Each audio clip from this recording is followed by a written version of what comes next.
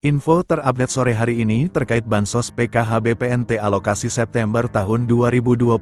Informasi penting bagi semua KPM. Nah, berikut ini informasinya, semoga bermanfaat. Assalamualaikum warahmatullahi wabarakatuh. Apa kabar semuanya? Semoga selalu sehat, dilancarkan rezekinya, dimudahkan segala urusannya, amin.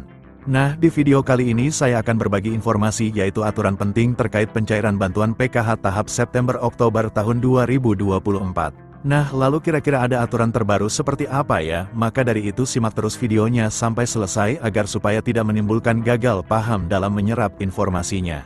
Namun sebelum itu jangan lupa dukungannya untuk channel ini, TV-ku ini dengan cara subscribe dan like jika dirasa bermanfaat dan agar tidak ketinggalan informasi terbaru selanjutnya. Bagi yang subscribe semoga selalu sehat, dilancarkan rezekinya, dimudahkan segala urusannya, dan menjadi orang sukses di masa depan, amin. Nah, oke, langsung saja berikut ini terkait peraturan terbaru pencairan bantuan PKH BPNT September tahun 2024. Nah, perlu diketahui bahwasanya pencairan bantuan PKH di tahun 2024 itu masih sama ya, pencairannya melalui kartu KKS dan nominalnya pun bisa berbeda-beda ya, tergantung komponen yang dimiliki. Nah, selain itu juga sudah ada peraturan yang sudah ditetapkan dalam hal pencairan PKH di tahun 2024. Jadi untuk bantuan PKH itu adalah bantuan bersyarat. Jadi harus memiliki komponen PKH seperti anak balita, kemudian anak sekolah SD, anak sekolah SMP, anak sekolah SMA. Kemudian penyandang disabilitas berat dan juga komponen PKH lansia, serta komponen ibu hamil. Nah, kemudian ini ada beberapa kriteria untuk menentukan bantuan PKH BPNT-nya bisa cair atau tidak. Nah, jadi yang pertama peraturannya itu para KPM harus terdaftar di dalam DTKS. Jadi mulai dari anak balita SD, ibu hamil, kemudian anak SMP, anak SMA, penyandang disabilitas, dan lansia tersebut harus masuk di dalam DTKS dan aktif sebagai penerima bantuan PKH. Kemudian yang kedua, di dalam keluarga maksimal, hanya 4 komponen saja yang bisa masuk ke dalam bantuan PKH.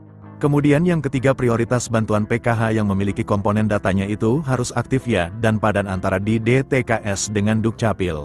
Kemudian peraturan yang kelima, jika kalian terdaftar sebagai penerima bantuan PKH anak sekolah, baik itu SD, SMP maupun SMA, ini datanya harus terdaftar di aplikasi Dapodik sekolah masing-masing dan datanya badan dengan di DTKS, jadi tidak boleh ada perbedaan. Selanjutnya, yang keenam, untuk komponen PKH balita yang disebut sebagai komponen PKH balita itu adalah hingga anak yang kedua saja ya.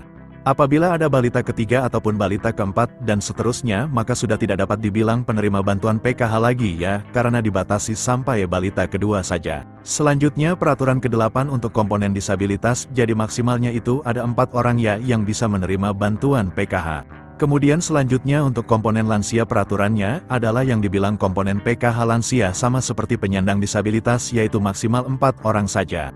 Kemudian peraturan selanjutnya untuk komponen lansia tersebut itu usianya harus mencapai minimal umur 60 tahun ke atas. Selanjutnya untuk komponen cucu itu juga bisa masuk ke dalam pencairan bantuan PKH asalkan lolos sebagai penerima dan memenuhi persyaratan.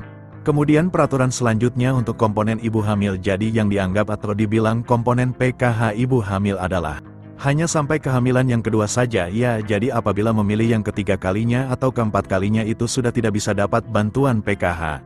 Kemudian juga memiliki anak yang normal, yang bersekolah di jenjang SD, sedangkan untuk yang nominal penyandang disabilitas dan anak sekolah SD itu nominalnya berbeda-beda, lebih besar penyandang disabilitas SD.